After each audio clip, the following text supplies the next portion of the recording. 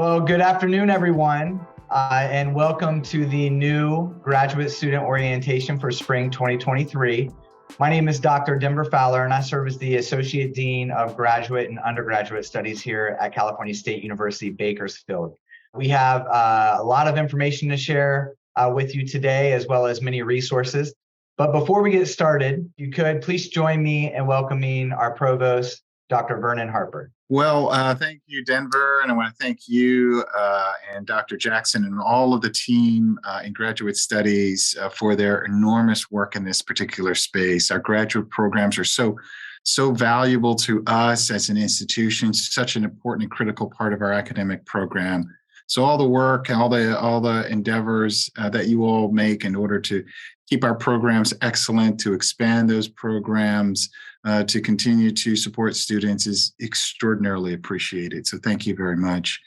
To the students that are entering their wonderful graduate programs here at CSU, number one, I thank you and I want to encourage you. I want to encourage you for the work that you're going to do to help elevate yourselves and elevate your communities.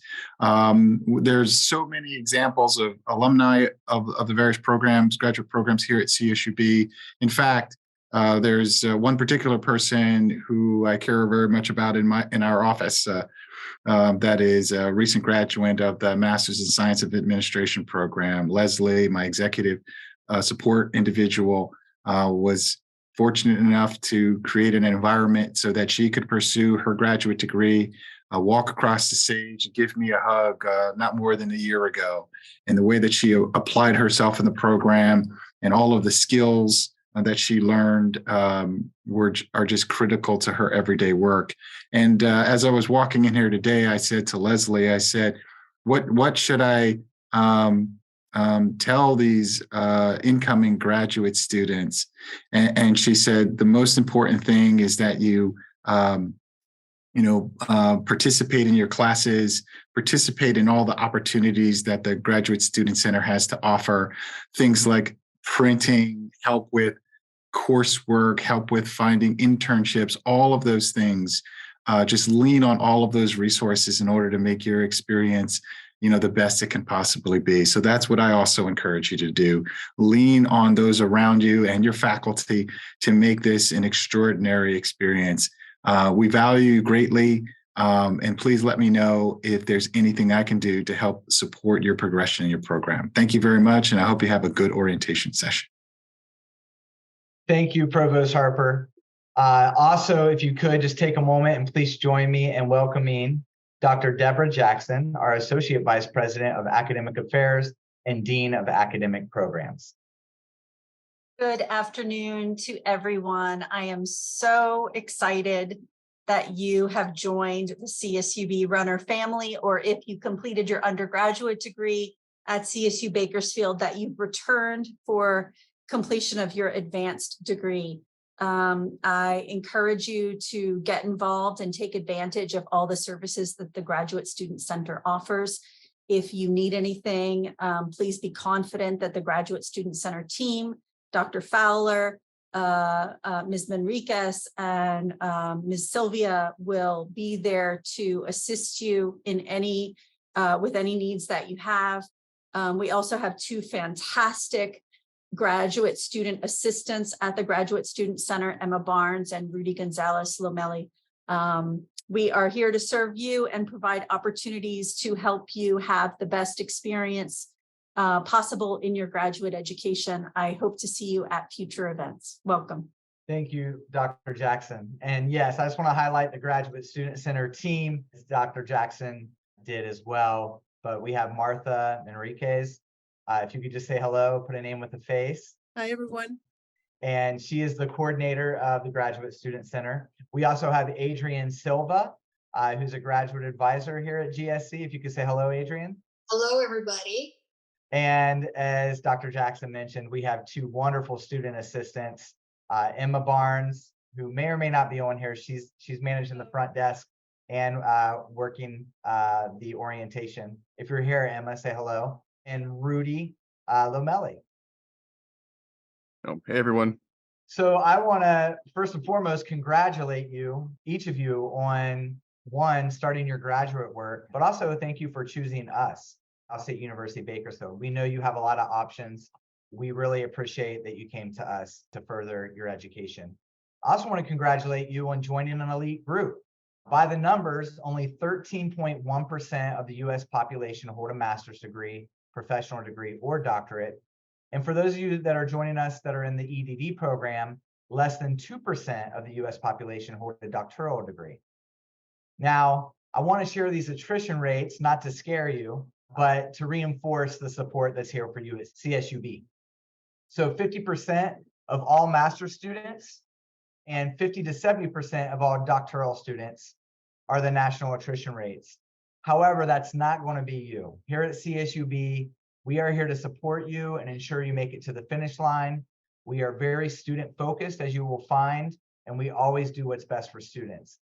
In today's presentation, I'm going to be sharing a load of resources and support that we offer from the Graduate Student Center. You're also going to hear from several other presenters as well. Some of the resources that the Graduate Student Center offers and services are things like new student orientation, which you're attending right now, professional development workshops, graduate student lab and lounge that you can use, and you can use the computers in there, the printers, and we do have poster printers.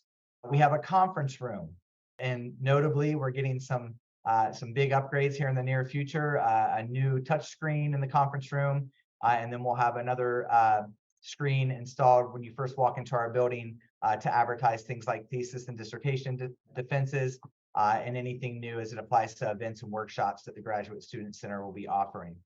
We also manage the fellowship and awards. An example of that would be the equity fellowships.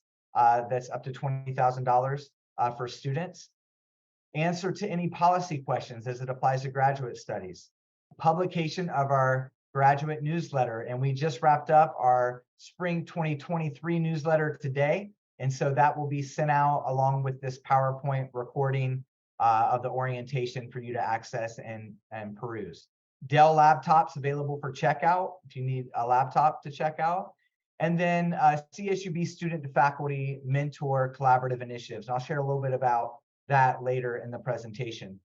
Be sure to connect with us. We are in the Numenor building, our email, our websites. Also get familiar with the Graduate Studies catalog. There's a link there. And then you can also connect with us on social media. We have a Facebook page, an Instagram feed, a Twitter feed, and a LinkedIn group. So I wanted to share a little bit about our mission. And our mission, as it applies to the Division of Graduate Programs here at CSUB, is to prepare students with discipline-specific intellectual skills for employment or continuing education. Through our post-baccalaureate programs, the Graduate Division provides all students numerous opportunities to achieve academic excellence, explore diverse ideas, develop a passion for higher learning, and engage with the graduate faculty and the greater community. Our division goals are to provide a campus-wide leadership in graduate student affairs and academic policies, to develop and sustain a graduate culture with a sense of purpose, direction, and cohesiveness, ensure that all graduate programs are current and meet high-quality standards and demonstrate student learning, and build an inclusive community of scholars dedicated to the quest for new knowledge and higher learning both within and outside the classroom. So who are we in a snapshot? Well, we're 20 plus graduate programs, 2,000 plus current graduate students, and 12,000 plus graduate alum. These are some of the more recent rankings as it applies specific to graduate studies. The list goes on. So you look there from 2014 to 2019. And again, I just plugged in different ones here and there over the years, but you see all the accolades that both graduate studies and our university has received over the years. That leads me to my tips for success, and I'll just piggyback some of the things that Provost Harper and Dr. Jackson shared. These are probably my biggest tips for graduate school, and there's many others. I mean, if you go out there and Google, but carve out the time. And what I mean by that is, you know, a lot of you in graduate school, or you have jobs, you have families, but you're going to have to find the time to carve out the time to study, to write, and in essence, do the work. For all of us, that may be different. Some of us are binge writers. That's me. Others, you know, you can chip away at it an hour a day. but do what works for you. Carve out the time to make sure you're getting in the study time and you're making time to write and do the work. Secondly, find your study area. All of us are different here too. I prefer a noisy coffee shop when I'm doing work where I'm writing or deep thinking. But some of you want the quiet CSUB library, and they have, great areas and space over there for you to work. You can come over to the Graduate Student Center. We have a conference room. We have the lab and the lounge that I spoke of earlier, or maybe it's at home. But wherever it's at, make sure you find your study area that you're more comfortable in. If you're like me, you might have to change it up a little bit. I shared this story at the fall orientation, but when I was working on my dissertation, my wife used to drop me off on Sunday mornings at different coffee shops. I had to be different places just to change it up, but always the noisy coffee shop, and I'd write all day. But whatever works for you, figure that out for you. Be organized from the beginning. I highly recommend getting a flash drive or an external hard drive and keeping all of your files and folders organized in correlation to the courses you're taking throughout your studies. And so you're easily able to access them and find them and also back them up. I've heard some stories about folks losing thesis and dissertation files, and don't let that be you. So be organized from the beginning, and it'll really pay off in the end. Seek help. Utilize the resources from the Graduate Student Center and the array of university resources that are available to you. I mentioned the fellowship grants and then across campus at the library. And you're going to hear about a lot of these resources in our later presentations. Utilize them. They're here for you. Come in, utilize them, come to campus. And if you don't know where to go and get those resources, the GSC can point you in the right direction. Work-life balance. Take care of yourself. Make sure that, when you're putting in the time and you're writing and studying and doing that work, that you make time for yourself, and maybe it's your family or working out, whatever it is, but avoid burnout. And what I mean by that is just make sure you're being real cognizant of your work-life balance as it applies to maybe your job that you're holding down, but also your graduate studies and maybe a family, and really try to balance that in a way that it doesn't lead to burnout. Grad school is hard. I mentioned the attrition rates earlier, but we're here to support you again and help you finish and get to the finish line. I talked to a lot of graduate students, credential, masters, post-baccalaureate, doctoral students, and you ask them what got them through. And of course, they mentioned the support from family and they mentioned the resources the university has, but they always come back to that why. When things are hard, why did you start in the first place? Why did you go to graduate school? And revisit that and help you get through those tough times. Grad school is a lot of ups and downs. There's going to be times when you have a lot of work to do, and then you're going to have times where there's a little less. And there's going to be times when you're really happy that you signed up to go to grad school, and other times where you're like, what am I doing? I really recommend revisiting that why to find those points of motivation in those moments where you feel discouraged. Now we have an array of presenters to highlight some of those services and support for graduate students across our campus. And without any further ado, I will pass the microphone to Tiffany James, our ASI Graduate Director. Thank you for that. Hello, everyone. I am Tiffany James. I am, as he said, the ASI Graduate Director. I've been with ASI for about 2 years now, I believe. This is my second semester as the Graduate Director, and I am excited to welcome you all to CSUB, new and alum. Welcome, welcome, welcome. This is very exciting. This is the start of your new journey. So I'm excited to have the opportunity to also be a part of this journey with you all. I would like for you all to know that as the ASI Director, I want to be involved with your journey and my journey as well as much as possible. Just like you, I'm also a grad student and excited about what the future holds for us. So I want you to please share any ideas or feedback or any concerns going on within our community here at CSUB that you may have with me so that I can put them to good use. So if you have ideas about informational or resource events that we might need to put out there to our grad students, please don't hesitate to reach out to me.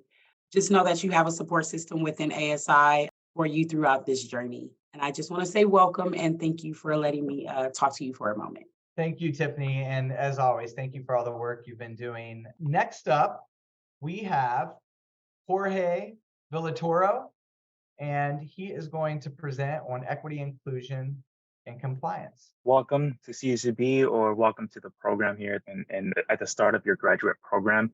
I, like many of my colleagues here and many you will be, am a product of our CSUB MPA program, and I cannot speak highly enough of it. I loved every moment of it, and there's so much growth that you will not notice, but then you look back a couple of years and you'll see that growth afterwards. So I just want to remind you that you've earned your spot here and you belong here. Okay, so always keep that in mind, and I wish you the best in your future.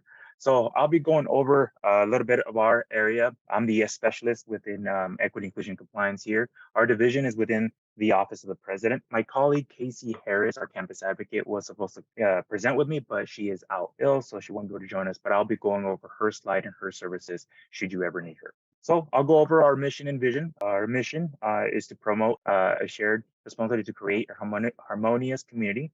We lead these efforts through collaboration, education, and advocacy. Our vision is a university and campus community where we honor and respect the life journey of each individual, each of you, actively listen to the needs of our diverse communities to continuously learn, forge collaborative partnerships to advance equity, inclusion, and justice, empower individuals to champion for the betterment of their region and beyond. This is our mission and vision, and this is something that we share with all of you. We depend on you as well to help us realize this mission and vision. The main focus of my presentation will be Title IX. As many of you, as all of you are new graduate students. Now you've heard probably this term, or at least you should have already. Title IX protects people from discrimination based on sex and education programs or activities that receive federal financial assistance, including colleges and universities like CSUB. Protection against sex-based harassment, protection against sexual misconduct, protection and accommodations for pregnant and parenting students, and gender equity in athletics. Okay, as a whole, and from a quick overview, that's what Title IX is, and that's what our area implements and ensures that our guidelines are being followed and implemented here at CSUB. Reporting sexual misconduct. One of the primary person that oversees any complaints or issues regarding sexual misconduct is Marcus Brown. So Marcus Brown served as our Title IX coordinator. Federal law dictates that each university has Title IX coordinator, and Marcus is that person here at CSUB. So should you ever need any assistance, talk about any options or your rights, he would be the person to speak to. As well, I can help facilitate that meeting with him as well. Other reporting options for you include deputy Title IX coordinators that work closely with Marcus, Emily Callahan, who is our Dean of Students, Hilda Niebles, who is over in housing, Ruby Alvarez, who is in student organizations, and Cindy Goodman in athletics. Okay, so if you're in any of these areas that overlap and you need to go to someone to talk about a certain issue you experience or witness, these are your go-to people here on campus. We also have our university police department that we work closely with, and they bring any concerns to us as well for us to reach out with our resources. Support measures. Our campus advocate, Casey Harris, provides free and confidential advocacy services for our students. She's here as a confidential resource. What you talk to her about stays with her. You know, if she doesn't need a report or take it any further. However, she is there for you should you want to proceed with a formal complaint or any police investigation. Okay. Our counseling centers provide services as well, and our student health services on campus. One of the things I want to highlight is our pregnancy accommodations. So you yourself or someone you may know of who is a student here at CSUB and have some pregnancy accommodations implemented in their semester that they're planning to give birth on. Okay. The student works directly with us. We work directly with their professors, and we help them develop a plan for what their semester is going to look like, so that way they could stay on track and not fall behind in their academic career. The goal is for them to continue to succeed. The goal is to reach graduation, not to step away and put your stuff on hold if we can avoid that. One of the things I really want to highlight as well is our mandated student Title IX training. You're going to love this. You're required to take this every academic year. Since you took it, since you're coming with us this spring, your deadline will be February 20th, okay?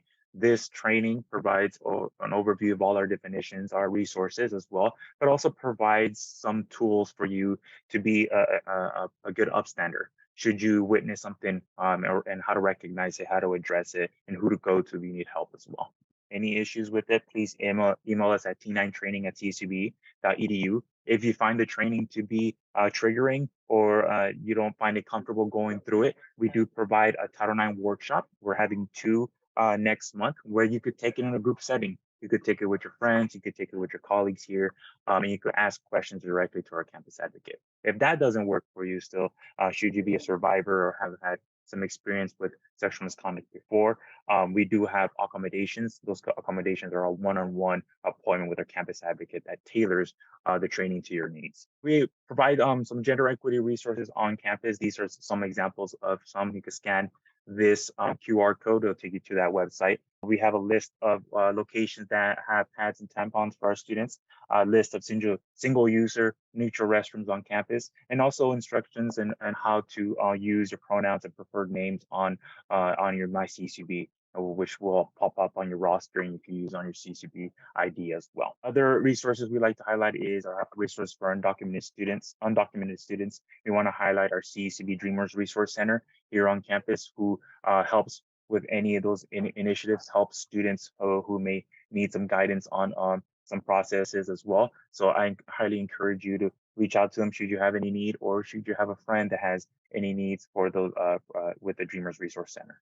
Our team, this is our Claudia Catoda. She is our Chief Diversity Officer. She's the department head here for our division.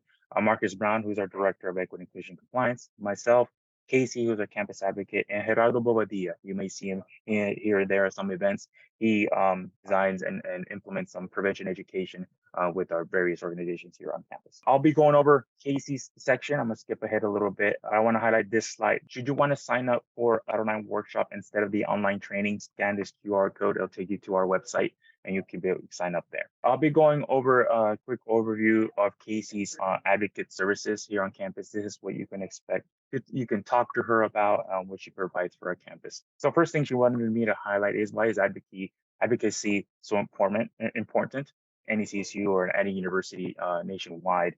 Here are some statistics for you. 1 in 4 female undergraduates and nearly 1 in 14 male undergraduates experience sexual assault since enrolling in their college or university. 84% of female survivors report being sexually assaulted during their first 4 semesters. This is called the red zone.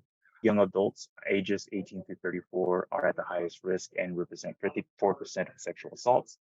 1 in 5 college students say they have been abused by an intimate partner. 13% of women report being stalked during their time in college, and 59% of lesbian and bisexual women have been sexually assaulted. Gay and bisexual men are 10 times more likely to be sexually assaulted. These are what statistics show us nationwide and what someone may be encountering while going through their college career, unfortunately. But our role here is to help them, to provide the resources we can at the best way possible, and help them still continue to pursue their dreams and aspirations. How can a campus advocate help? She provides support, free confidential services. Whatever you tell Casey stays with her. She doesn't speak with others, even with Marcus, unless you give permission. She accompanies students, support hospital, to meeting with professors, report to police, or reporting to Title IX, reporting to us. She's here to walk you through the various options that you have and the various rights you have. Frequently asked questions. I'm not sure how to define my experience. Can I come talk to you? Yes. Is there any time limit on when I can talk to you? No. You can talk to Casey whenever you'd like. I'm not sure I want to report. If I disclose to you, will you report behind my back? No, she's a confidential resource. Somebody that I know was assaulted, can I reach out for advice? Yes, she can help you. If the student is not ready to talk about their experience, but just talking with their close friends, maybe she could help that friend better support their friend and maybe convince them to report something officially. Will you try and push one option over another? No. Survivors at a minimum deserve to be in charge of their healing journey. Casey is there to support that journey. And this is Casey's contact information.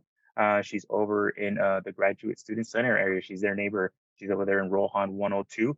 Her email is advocate@csub.edu, and feel free to reach out to you via phone as well. She's very responsive. If you never utilize her services, at least you have this information for you to share with someone who may one day. Thank you, Dr. Fowler, and thank you everyone for your time. Thanks, Jorge. Next up, we have Chris Livingston from the library. Well, my name is Chris Livingston. I am the director of the Historical Research Center and Archives, also a librarian here in the Walter Stiern Library. And I'm just going to go over some quick things that are, that's important for you to know for your matriculation here in your graduate program. There's really 2 things I want to key on today. One is related to how to get help, And two, for those of you that will be doing a dissertation or a thesis, what that process will look like when you get to that stage. From the library homepage, you'll see the catalog search right there in front, one search. I'm not going to go through that, but if you'd like to get a tutorial on how that works, feel free to reach out to me and I can help you out with that. I just wanted to kind of highlight that for every discipline, there's a librarian assigned to that discipline. So for instance, if there's any history majors in here, I'm the history librarian, right? So to find out who your assigned librarian is, if you go up to the top here and go to research and then to research help, you'll see all of the librarians here at CSUB, and you can see what subjects are assigned to each librarian, and as well as contacts. So you can go in, you'll see their email address. If you want to go in even further here, you can have a direct email here. You can also schedule an appointment to meet with that person. So it's all here at your fingertips. And then the other thing I wanted to point out, I wanted to talk about the thesis submission process. And again, you're probably not going to remember this when you get ready to submit your thesis. The most important thing to remember is just to reach out to me. I can help you through that process. But just to show you, we have an e-thesis project and dissertation submission guide. All of our theses are self-submittals. I worked with Dr. Jackson a few years ago to get this process in place with ProQuest. What you'll do is you'll go in and create a ProQuest profile. You'll follow the prompts to submit your thesis. Once it's been approved by your thesis committee and signed off, you'll submit all of that paperwork along with your thesis into ProQuest. It will be published via ProQuest, but also through Runner Scholar, which is the scholarly communication platform that we have here in the CSU. The nice thing about ProQuest is that it goes into the ProQuest database, and your work will be actually through the two platforms. Your work will be made available worldwide. And we had a really exciting thing happen a couple of semesters ago, maybe it's been a year or two now, where one of our students, I believe it was in healthcare administration, some hospital back in Oklahoma, came across one of our students' thesis and reached out to me wanting to get into contact with this student because there was a very innovative idea, I guess, put forth in that thesis. And so it's a great way to get yourself out there. But again, just to reiterate here, remember the library homepage, get to the library homepage. I encourage you to kind of poke around on the website, get familiar with it, reach out to me, reach out to your subject specialist to get further instruction on the databases. We have a wealth of databases at your fingertips that you can use that cover all disciplines. There's all sorts of information for you to be successful. And if we don't have it, we can get it for you. So if there's something that you can't find that you really need, reach out to me, reach out to your subject specialist, and we'll find that for you. Turn it back to you, Dr. Fowler. Thank you, Chris. I want to highlight again, take advantage of these resources that are being shared with you today. All right, next up, we have Jessica Allred from the Health Center.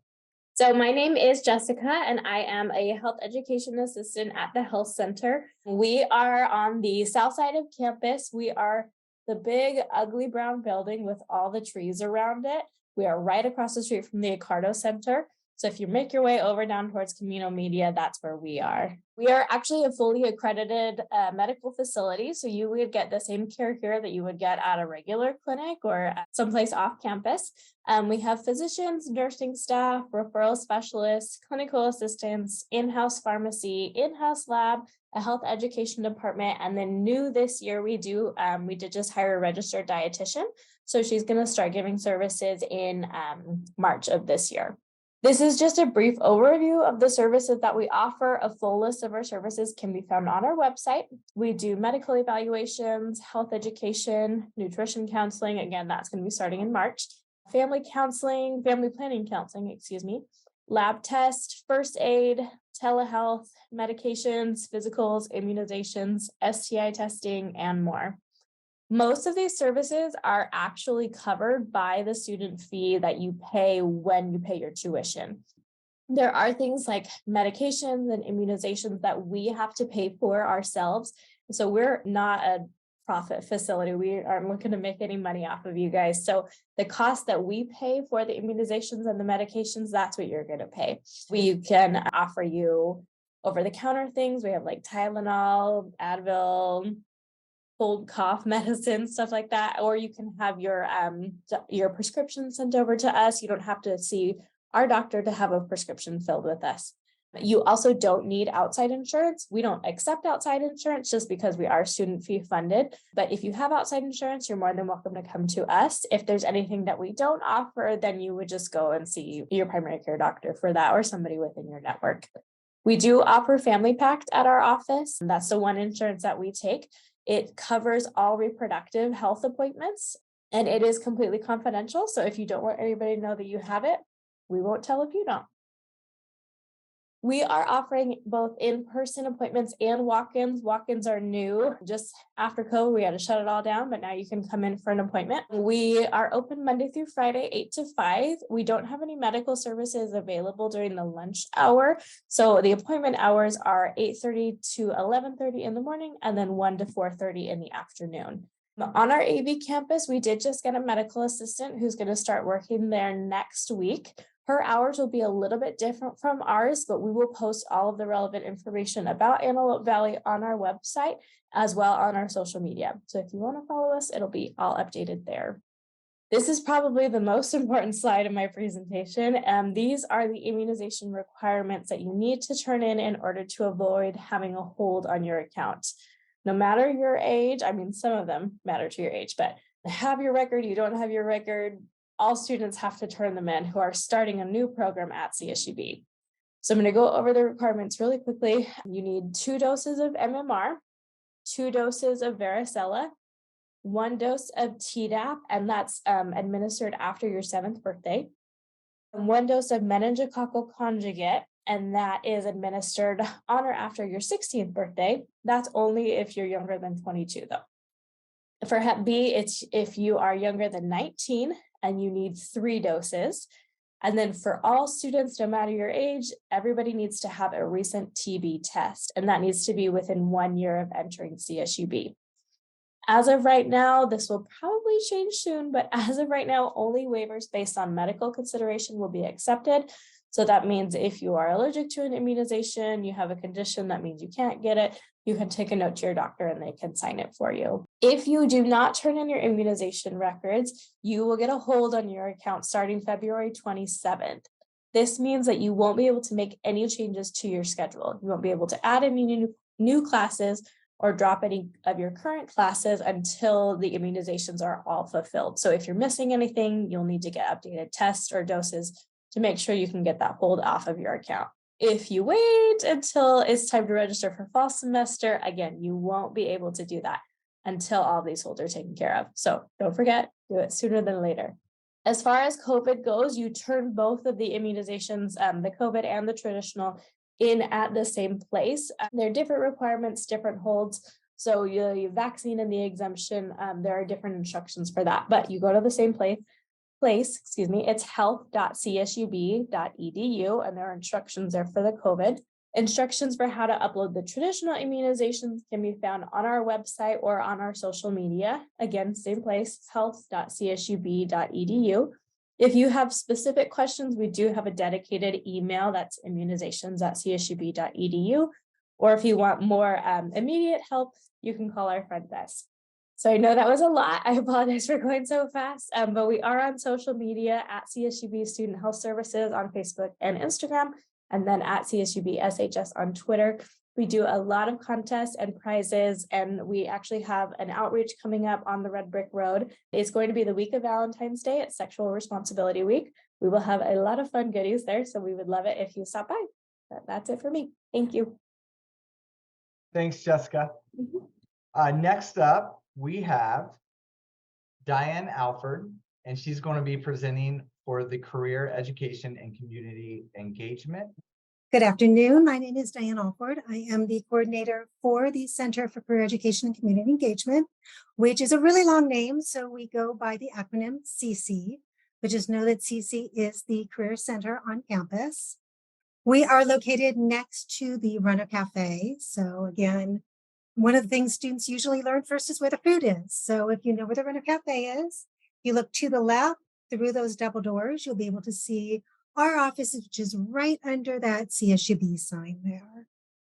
We help students and alumni with all facets of career development. So that includes offering individual career counseling.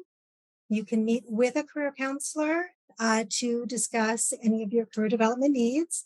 And we also do group workshops. So those are on a variety of topics, including resume development, interview preparation and practice, job search strategies, career options and exploration, finding jobs, internships, volunteer opportunities. And we also help with grad school exploration, but you have all passed that hurdle unless you plan on going on, which we will be there for you for that as well. We also connect students with employers. We bring employers on campus. We do several career fairs each semester where employers are coming on campus to inform students about the opportunities that they have. A lot of employers will come on campus and do information sessions, again, to kind of highlight the programs that they have and how you can apply for those. And some employers will even do on-campus interviews where they will conduct their interviews here on campus rather than you having to go to them. We also provide access to job, internship, and community volunteer opportunities through our handshake system. And I will show you a little bit of that in a future slide. For our career counseling appointments, we offer both walk-ins and scheduled appointments. Our walk-ins are in person at the CSUB campus. They are quick 20-minute advising sessions. So they're perfect if you just have a quick question or you want a resume reviewed. Again, it's no appointment necessary. It's first come, first serve, and those will begin the first week of January, or January 30th, I should say. Our scheduled appointments are longer. They are 45 minutes in length. They are free, they're confidential, they're unlimited while you're a student. As an alumni, we still offer services, but you get 2 appointments. You have your choice of in-person or virtual for those, and they are scheduled in handshake. I will show you a little bit later how you schedule those. For our AV students, you can schedule a virtual appointment anytime. We will also be visiting your campus. So currently we are scheduled for March 21st. So if you're interested in meeting with us in person, you can talk to the front desk on the AV campus and they can get you scheduled for that. Our workshops, most of them are going to be virtual. We have a couple in person, but we found that Zoom works better for most students. So this is a list of our workshops and events. Again, open to all students and alumni. And you'll find additional registration and information on the handshake system. We again offer several career fairs. For the spring, we have 2 in-person fairs. One will be Thursday, February 2nd. That is our spring volunteer fair. So if you're interested in volunteering with a nonprofit agency in the community, we will have several organizations on campus to talk to you about their opportunities. In March 2nd, on a Thursday in the Student Rec Center, we will have our Spring Career Expo. And this is all fields, all industries. We currently have about 60 employers scheduled, and that will continue to grow up until the day of the event. So again, that's open to all students. It is on campus here. Additionally, we are collaborating with, I think it's 12 other schools across the nation who are designated as Hispanic serving institutions. We will be having a virtual career fair, a career expo, again, open to all students and alumni, but this one will be virtual. That is February 22nd from 9 to 2. You can register in handshake, and there's over 202 employers registered for that so far. I encourage you to visit our website, which is the csub.edu/CC. If you click on the student and alumni tab on the left there, it will open up all of our student and alumni resources. So you'll be able to find our walk-in schedule and our workshop schedule. Again, the walk-ins Tuesdays, Wednesdays, and Thursdays. You'll see the hours on the flyer there. And we do encourage you to call us ahead of time. Normally those happen every week, but if we have a career event, then sometimes those will be canceled. You can also find resume resources. So we have very several resume samples, templates. We have a rubric you can use to check your resume to make sure that you're avoiding any of the common mistakes, making sure you have the information on there that should be on there, don't have information on there that you do not want to put on a resume. So that's all on our resume page. There's also a connection to our ONET career management system that you can find additional information about various careers. You can dig into salary information, find job listings through the ONET system as well. And then on every page of our student page, you're going to see the student handshake login. You all have accounts. You use your My CSUB credentials to log into that.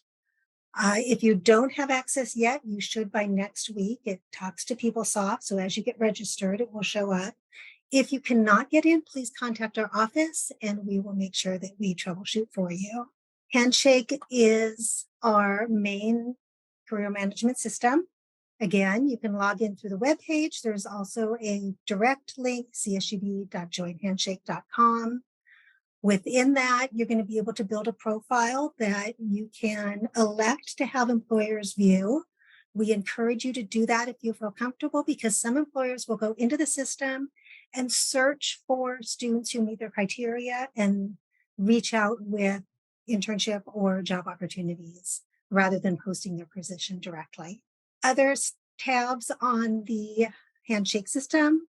The jobs tab is where you're going to find all of the jobs that come into the campus, both on and off campus. So an employer reaches out to us, we put it into Handshake. So you can search for full-time, part-time, on campus, off campus, remote opportunities, volunteer opportunities, internships, everything's in the system. There are filters across the top, so you are able to narrow that down by location, the type of position you're looking for, on-campus positions, etc. And many of those positions will allow you to apply directly through the Handshake system. So you upload your documents and you can apply through that blue button right there that says apply. The next slide is events. This is where you can get additional information about our workshops, about our career fairs, and about our employer activities on campus. You're able to click in and get more details and register for those events. For the fairs, you can also see a list of the employers that are going to be there so that you're able to review the opportunities and prioritize who you want to talk to when you attend the fair.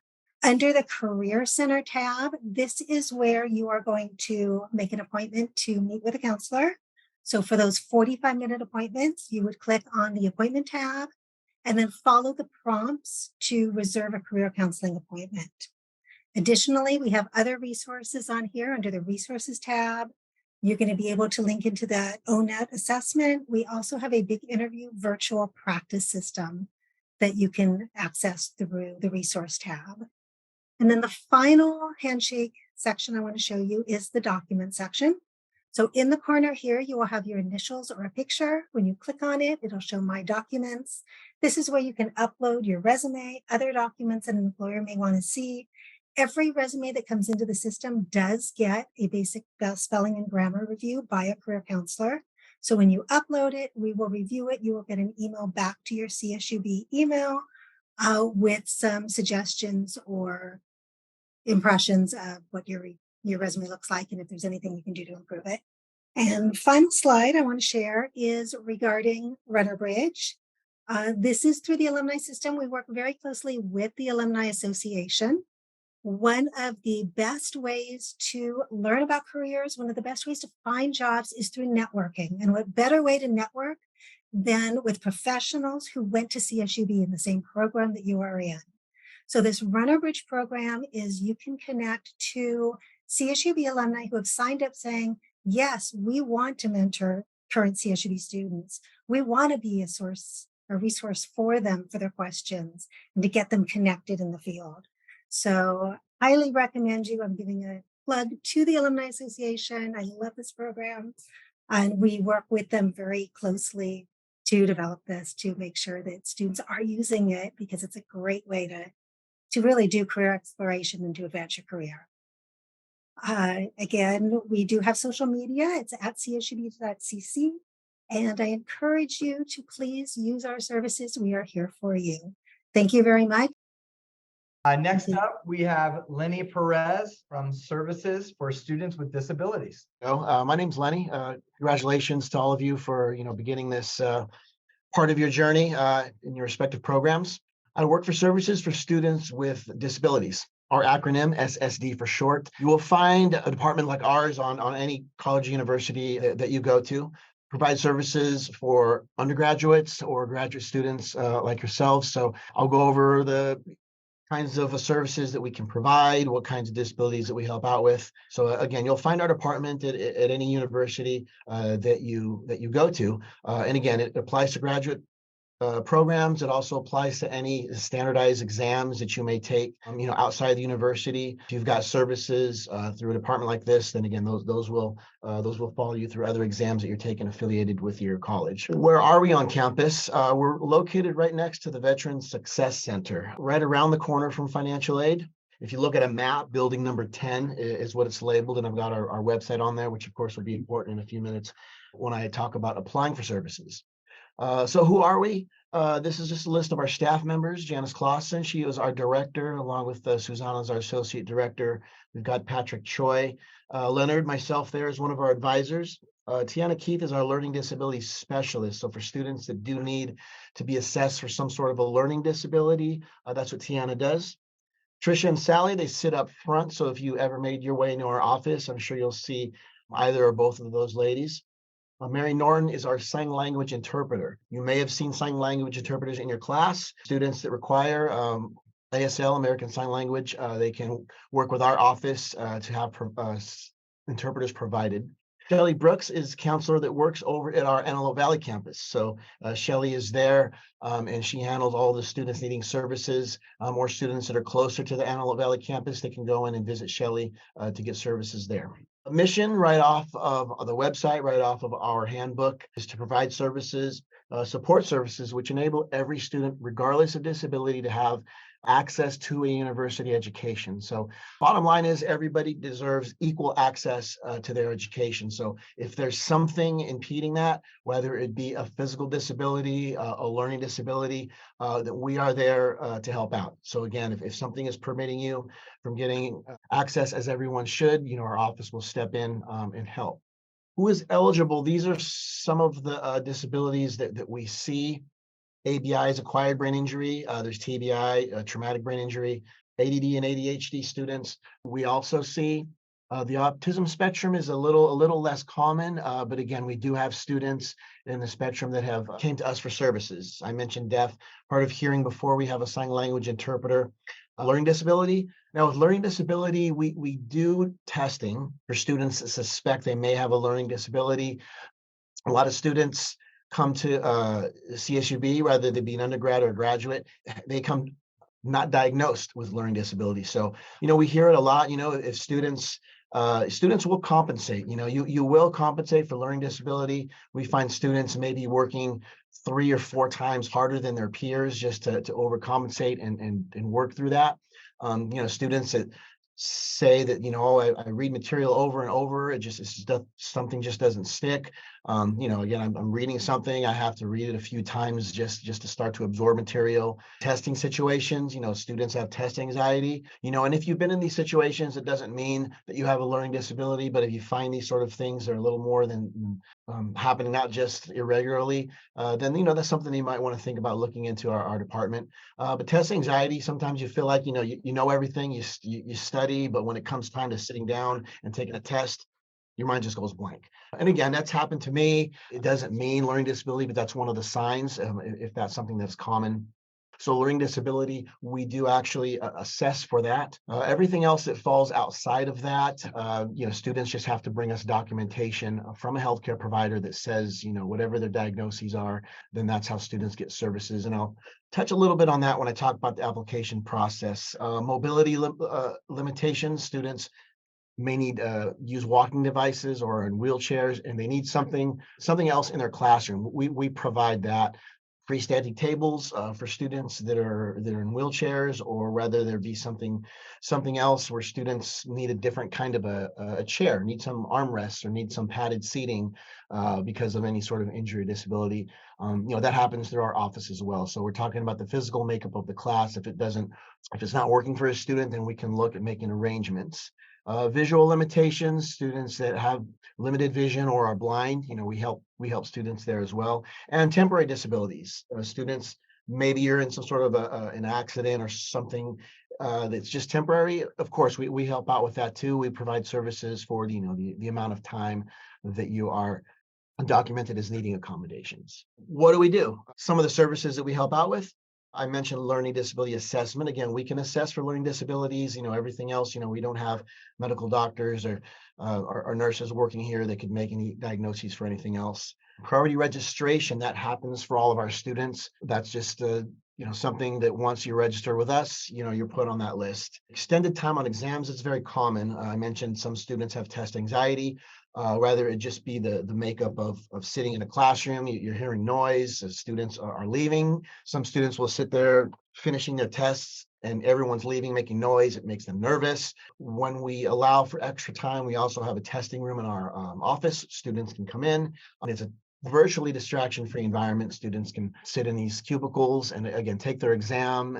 And nobody's getting up, making noise, leaving. Note takers, some students need assistance with note taking, whether it be because of something physical or even cognitively, if they need help with that note taking, listening. I mean, and that's tough. You're listening, you're following, you're writing. If some students have a deficiency there, that's something our department can help with. A recording of lectures. It's okay to record it in some of your classes. You may not necessarily need our department to be able to record, but students that have that as an accommodation are allowed to record. Mention interpreter services, adaptive computer equipment.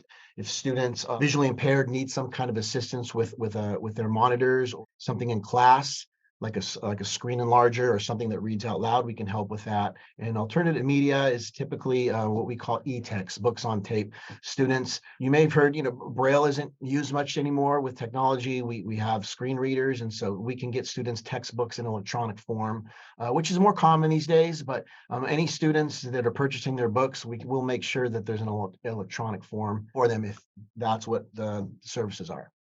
How do you apply for services? You have to be enrolled. Obviously that should be the first thing. Our online application, which I'll go to our website in a minute here. You just got to complete. There's 2 forms on there to complete. You will have to provide documentation from a medical care provider unless you're getting tested for a learning disability, or you have already at a university level, and we can review that. Accommodations are no additional cost. Everything's included in whatever you guys are paying for tuition, so there's nothing additional coming out of anyone's pocket. This is what the website looks like when you go to our website, which is just SSD. After the csub.edu, it's just a /SSD. I've circled 2 areas. One says point and click. When you click on there, if any of you have gone on to upload any kind of vaccination records, it's the same portal there. If you click the point and click, it's going to take you straight there. So if you're looking to apply, I would recommend clicking the step-by-step instructions. That will take you to the site where it will walk you through what to do. Whether you're returning or you're a brand new student, there are different steps to take. I think this next screen here, this is what you'll see when you log into the point and click. And then this is, again, you'll begin here with applying if you're looking for services. And if you click the other one that I mentioned, the step-by-step, this is what that looks like. So again, there are steps here for new students. The link is there, and then it walks you through the 2 forms that you'll need to complete. That pretty much concludes my presentation. Again, my name is Lenny. My email and our office email are listed on there. Phone number and the campus phone number for AV is listed on there. So again, services are free. Whether you feel that you could benefit from our services, or one of your classmates or somebody else here, please encourage them to come through. I know there's a stigma behind receiving services or finding out you may have a learning disability. Nobody gets through life all alone, and some of us, including myself, may have some sort of a learning disability where you may need a little bit of extra help. And so again, if that's the case, I encourage you to give us a call or come by and speak with us. It doesn't It doesn't hurt to just come by and talk with somebody, and I can help you walk you through the application process if necessary. Yes, back to you, Dr. Fowler. Thank you very much for your time. Yes, thank you, Lenny. And I'll just echo what Lenny and many others have said. Take advantage of these resources that are available to you across campus. But a big thank you to Provost Harper, Dr. Debra Jackson, the entire GSC team. That's Martha, Adrianne, Emma, and Rudy, all of the graduate program coordinators that are in attendance, as well as our presenters, Tiffany, Jorge, Casey, Chris, Jessica, Diane, and Lenny. Thank you so much for sharing all of those wonderful presentations and the services and resources that are available to our graduate students across campus.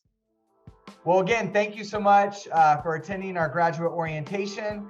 Best of luck to all of you in your programs. Please reach out if you need anything. Thank you.